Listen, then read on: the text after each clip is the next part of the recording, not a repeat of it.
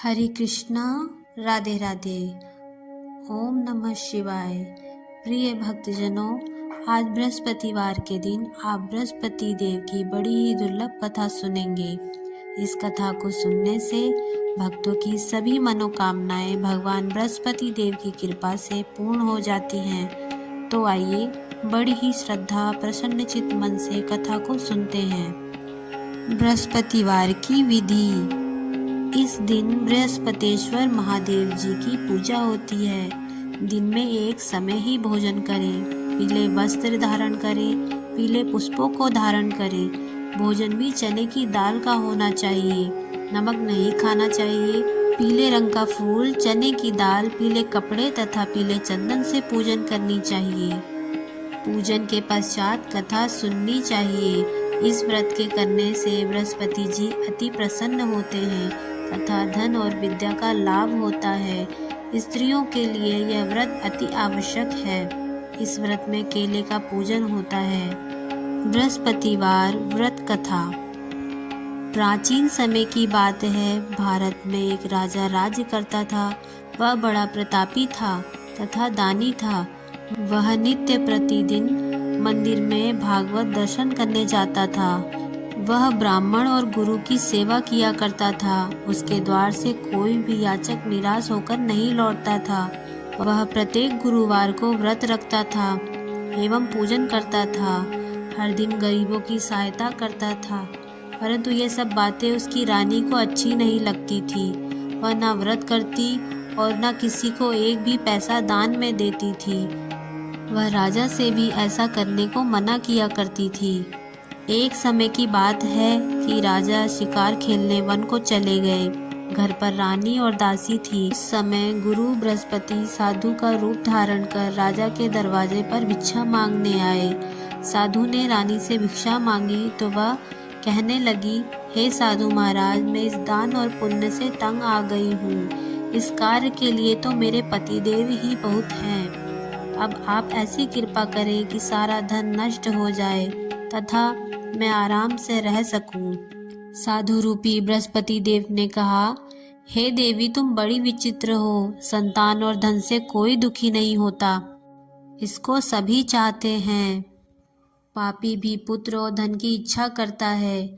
अगर तुम्हारे पास धन अधिक है तो भूखे मनुष्यों को भोजन कराओ, प्याऊ लगवाओ, ब्राह्मणों को दान दो, धर्मशालाएं बनवाओ, कुआं, तालाब, बावड़ी, बाग बगीचे आदि का निर्माण कराओ तथा निर्धनों की कुंवारी कन्याओं का विवाह कराओ, साथ ही यज्ञ आदि करो। इस प्रकार के कर्मों से आपके कुल का और आपका नाम परलोक में भी सार्थक होगा एवं तुम्हें भी स्वर्ग की प्राप्ति होगी। परंतु रानी साधु की इन बातों से खुश नहीं हुई। उसने कहा, हे साधु महाराज, मुझे ऐसे धन की आवश्यकता नहीं जिसको मैं अन्य लोगों को दान देती फिरूं तथा जिसको रखने और संभालने में ही मेरा समय सारा नष्ट हो जाए। साधु ने कहा, हे देवी, यदि तुम्हारी ऐसी ही इच्छा है तो जैसा मैं तुम्हें बताता हूँ तुम वैसा ही करना। बृहस्पतिवार के दिन घर आंगन को गोबर से लीपना, अपने केसों को पीली मिट्टी से धोना, केसों को धोते समय स्नान करना, राजा से कहना वह हजामत कराए, भोजन में मांस मदिरा खाना, कपड़े धोबी के यहाँ धुलने के लिए देना। इस प्रकार 7 बृहस्पतिवार करने से तुम्हारा सारा धन नष्ट हो जाएगा। यह कहकर साधु महाराज रूपी बृहस्पति देव अंतर ध्यान हो गए। रानी ने साधु के कहने के अनुसार 7 बृहस्पतिवार तक वैसा ही करने का विचार किया। साधु के बताए अनुसार कार्य करते हुए केवल 3 बृहस्पतिवार ही बीते थे कि उसकी समस्त धन संपत्ति नष्ट हो गई। भोजन के लिए दोनों समय परिवार तरसने लगा तथा सांसारिक भोगों से दुखी रहने लगा। तब राजा रानी से कहने लगा कि हे रानी, तुम यहाँ पर रहो, मैं दूर देश को जाता हूँ, क्योंकि यहाँ पर मुझे सभी मनुष्य जानते हैं, इसलिए मैं यहाँ पर कोई काम नहीं कर सकता। मैं अब परदेश जा रहा हूँ, वहाँ कोई काम धंधा करूँगा, शायद हमारे भाग्य बदल जाएं। ऐसा कहकर राजा परदेश चला गया। वह वहाँ जंगल से लकड़ी काट कर लाता और शहर में बेचता। इस तरह जीवन व्यतीत करने लगा। इधर राजा के बिना रानी और दासियां दुखी रहने लगी। किसी दिन भोजन मिलता और किसी दिन जल पीकर ही रह जाती। एक समय रानी और दासियों को 7 दिन बिना भोजन के व्यतीत करने पड़े। तो रानी ने अपनी दासी से कहा, हे दासी, यहाँ पास ही के नगर में मेरी बहन रहती है। वह बड़ी धनवान है। तू उसके पास जा और वहाँ से 5 सेर बेझर मांग कर लेकर आ, जिससे कुछ समय के लिए गुजारा हो जाएगा। दासी रानी की बहन के पास गई। रानी की बहन उस समय पूजा कर रही थी। बृहस्पतिवार का दिन था। दासी ने रानी की बहन से कहा, हे रानी, मुझे आपकी बहन ने भेजा है, मुझे 5 सेर बेझर दे दो।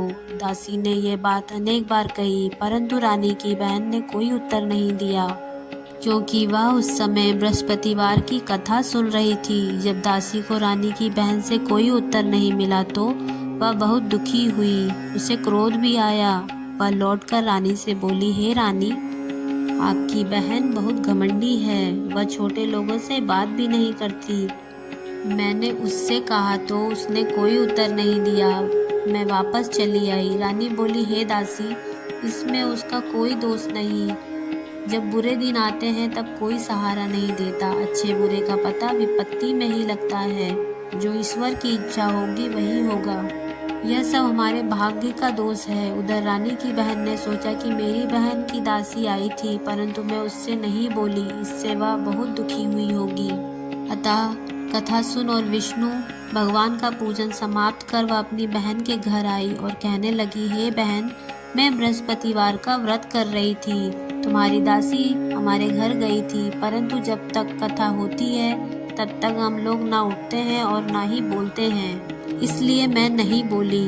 कहो दासी, क्यों गई थी? रानी बोली, बहन, हमारे घर अनाज नहीं था।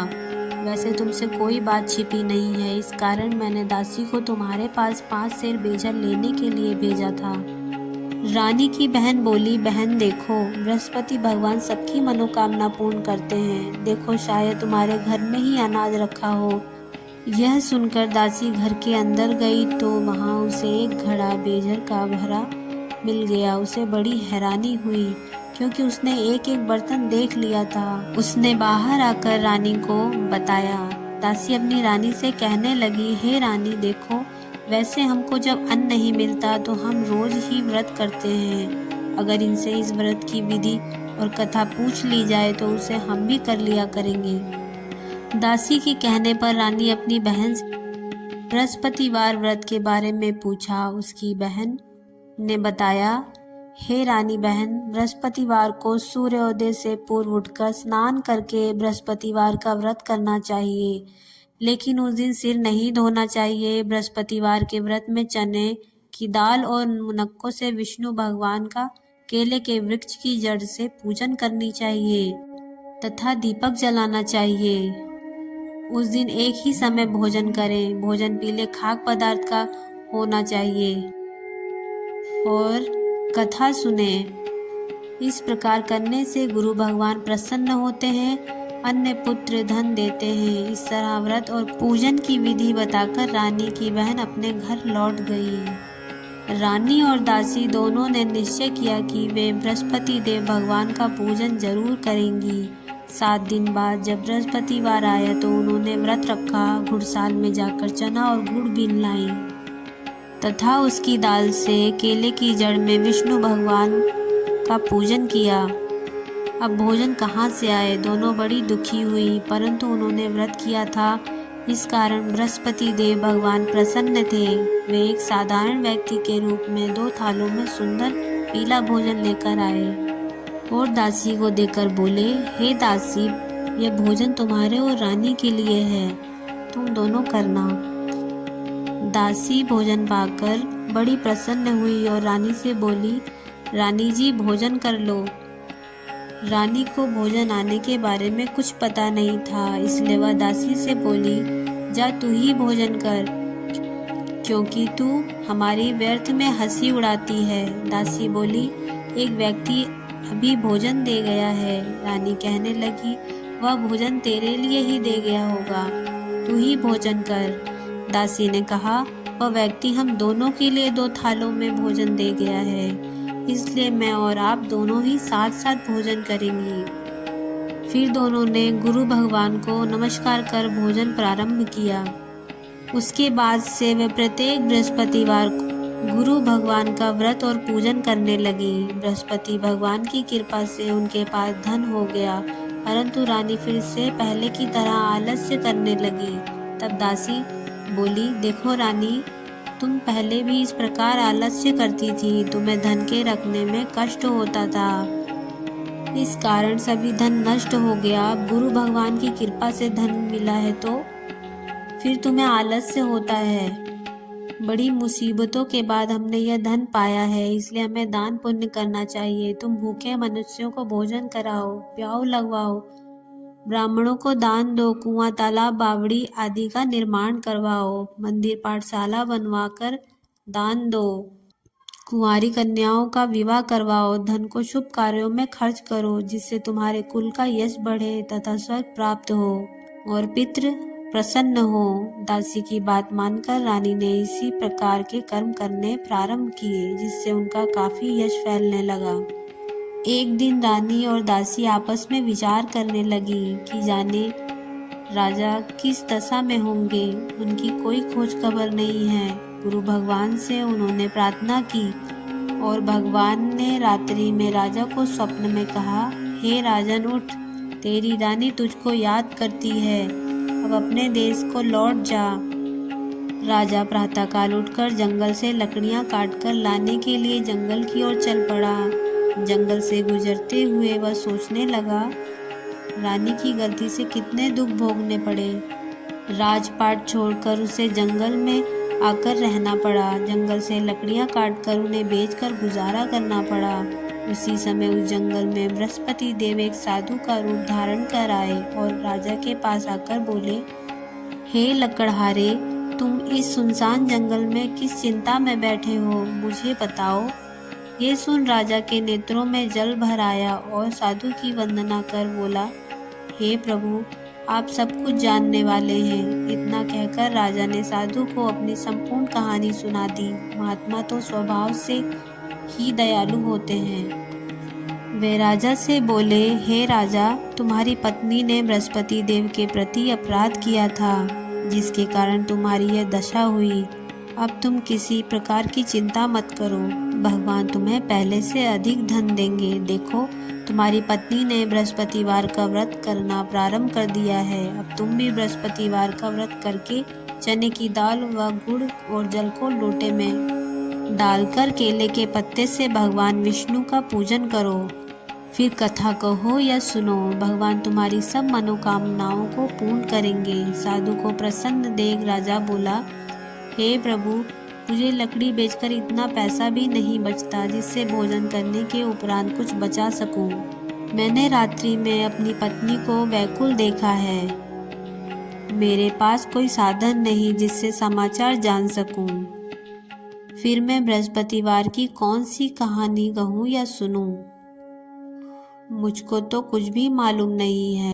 साधु ने कहा, हे राजा, तुम किसी बात की चिंता मत करो। बृहस्पतिवार के दिन तुम रोजाना की तरह लकड़ियां लेकर शहर में जाओ। तुम्हें रोज से दुगना धन प्राप्त होगा, जिससे तुम भली भांति भोजन कर लोगे। बृहस्पति देव की पूजा का सामान भी आ जाएगा। बृहस्पति देव की कथा इस प्रकार है। प्राचीन काल में एक बहुत ही निर्धन ब्राह्मण था। उसके कोई संतान नहीं थी। वह नित्य पूजा पाठ करता, परंतु उसकी स्त्री बहुत मलिनता के साथ रहती थी। वह न स्नान करती और न किसी देवता का पूजन करती थी।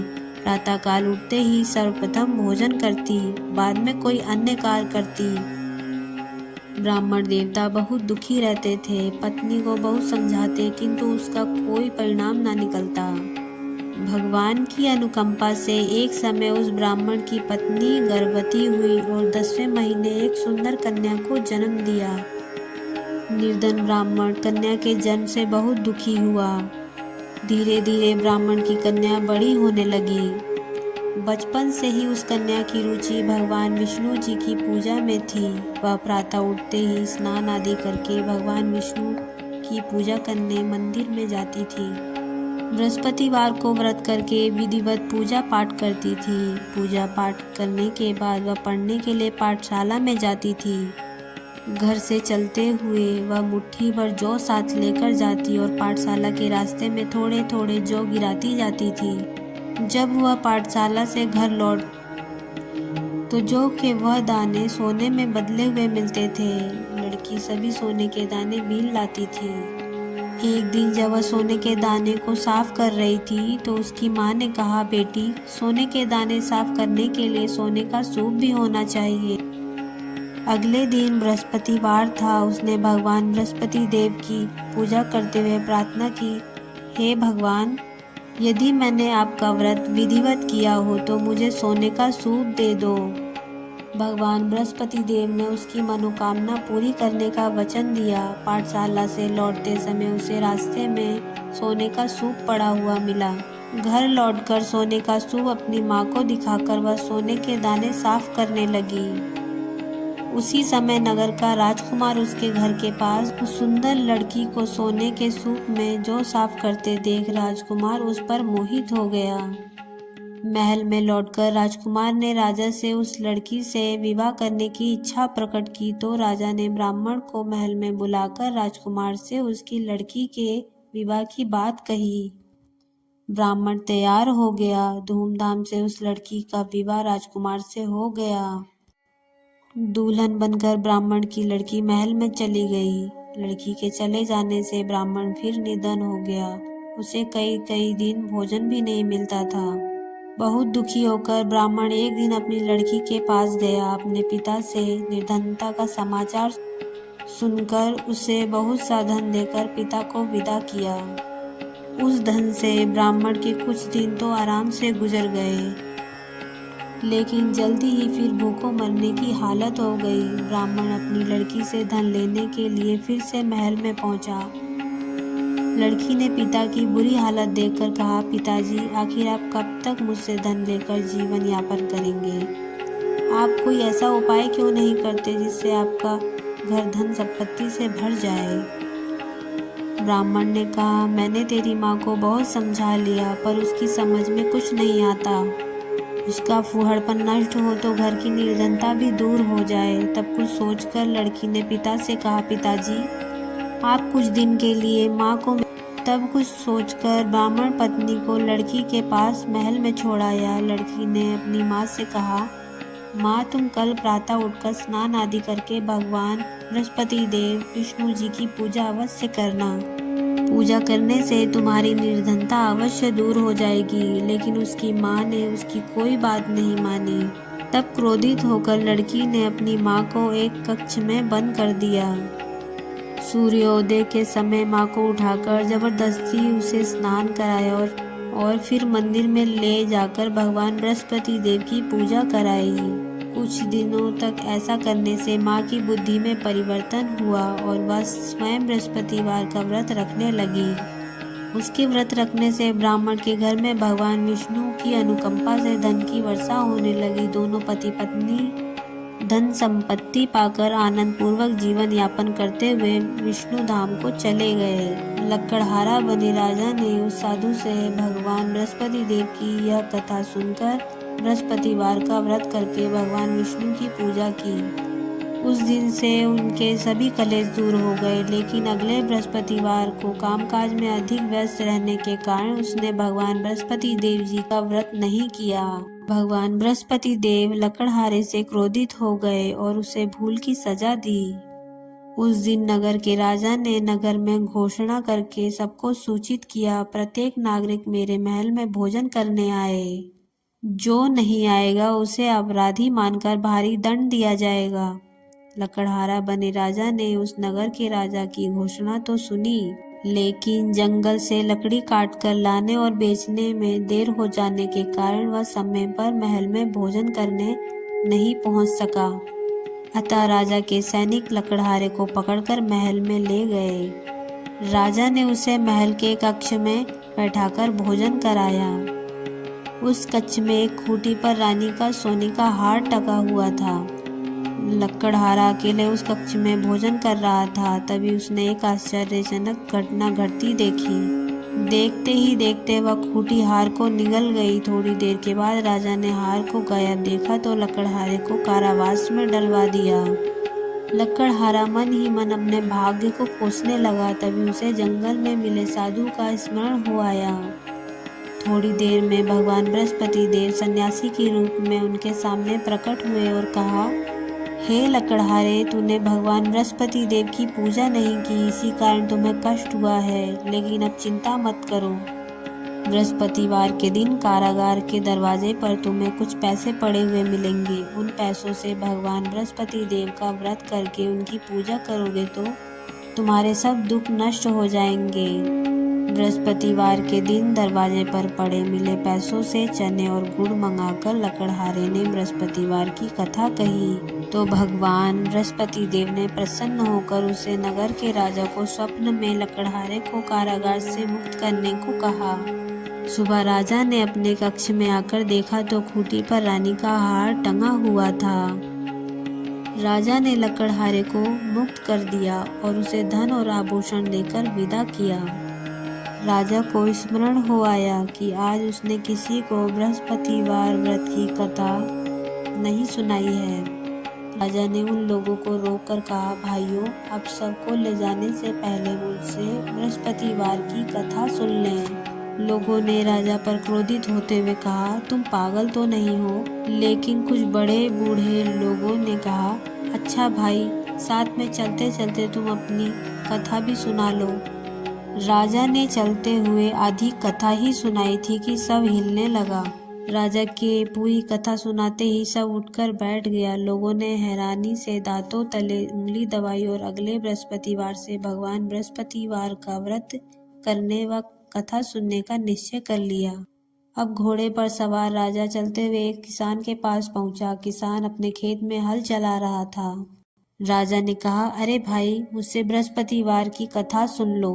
किसान झुंझलाकर बोला, अरे भाई, देख नहीं रहे, जितनी देर तक तुम्हारी कथा सुनूंगा उतनी देर में तो पूरे खेत में हल चला लूंगा। राजा निराश होकर चलने लगा। तभी किसान के बैल लड़खड़ाकर जमीन पर जा गिरे। किसान के पेट में भी जोरों का दर्द होने लगा।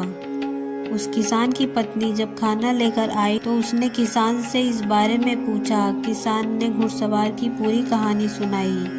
किसान की पत्नी दौड़ते हुए राजा के पास पहुंचकर हाथ जोड़कर बोली, भैया, मैं तुम्हारी कथा सुनने को तैयार हूँ। राजा ने उसके साथ खेत पर पहुंचकर बृहस्पतिवार की कथा सुनाई। तभी बैल उठकर खड़े हो गए। किसान के पेट का दर्द भी तुरंत ठीक हो गया।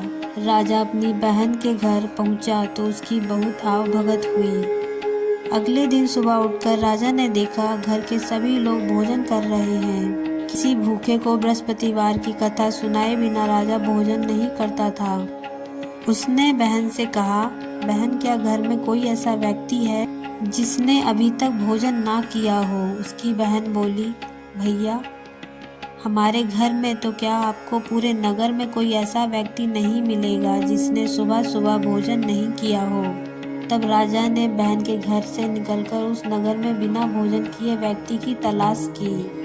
एक गड़ेरिये के घर में उसका बेटा बीमार होने के कारण भूखा रह गया था। राजा ने उसको जाकर बृहस्पतिवार की कथा सुनाई। कथा सुनते ही सुनते गड़ेरिये का बीमार बेटा बिल्कुल ठीक हो गया। सबने राजा की बहुत प्रशंसा की। एक दिन राजा ने अपनी बहन से कहा, बहन, अब हम अपने घर जाना चाहते हैं, तुम भी हमारे साथ चलो, कुछ दिन वहाँ रहकर लौट आना। राजा की बहन ने अपनी सास से पूछा तो सास ने ताने देते हुए कहा, बहू, मायके जाना हो तो अकेली जाना, मेरे पोतों को नहीं ले जाना।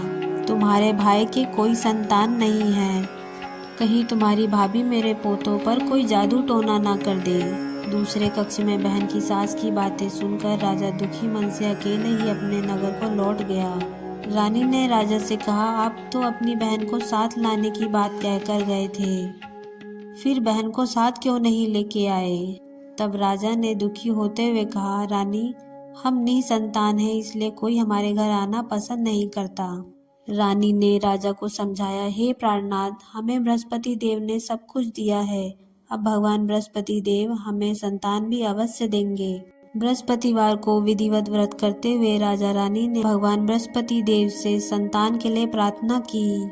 कुछ दिनों के बाद उन्होंने स्वप्न में दर्शन देते हुए कहा, हे राजन, तेरी मनोकामना अवश्य पूरी होगी। एक सप्ताह बाद ही रानी गर्भवती हो गई। 10वें महीने रानी ने एक सुंदर पुत्र को जन्म दिया। राजा रानी जीवन प्रयत्न बृहस्पतिवार का व्रत करते रहे। उनके घर में धन की वर्षा होती रही। इस तरह आनंद पूर्वक जीवन यापन करते हुए राजा रानी भगवान बृहस्पति देव की अनुकंपा से मोक्ष को प्राप्त करके सीधे वैकुंठ धाम को पहुंच गए। बृहस्पतिवार को विधिवत व्रत करके जो स्त्री पुरुष भगवान विष्णु जी की पूजा करते हैं, भगवान उनकी सभी मनोकामनाएं पूरी करते हैं। बृहस्पति देव ऐसे ही हैं, जैसे जिसके मन में कामनाएं हैं सभी को पूर्ण करते हैं। जो सद्भावना पूर्व बृहस्पतिवार का व्रत करता है एवं कथा पढ़ता है, बृहस्पति देव उनकी सभी मनोकामनाएं पूर्ण करते हैं। बृहस्पति देव उनकी सदैव रक्षा करते हैं। जो संसार में सद्भावना और सच्चे हृदय से बृहस्पति देव का पूजन करते हैं, उसकी सभी मनोकामनाएं इसी प्रकार पूर्ण होती है। जैसे राजा और रानी ने बृहस्पति देव का गुणगान किया, उनकी सभी इच्छाएं बृहस्पति देव ने पूर्ण किए। मनुष्य को हृदय से उनका मनन करते हुए जयकारा करना चाहिए। तो प्रेम से बोलिए, बृहस्पति देव की जय, विष्णु भगवान जी की जय, समस्त देवी देवताओं की जय। अब आप बृहस्पति देव की आरती श्रवण कीजिए। ओम जय बृहस्पति देवा, स्वामी जय बृहस्पति देवा। चिन्ह चिन्ह भोग लगाऊं, कदली फल मेवा। ओम जय बृहस्पति देवा। तुम पूर्ण परमात्मा, तुम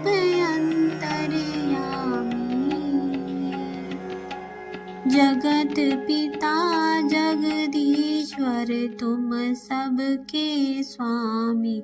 ओम जय बृहस्पति देवा।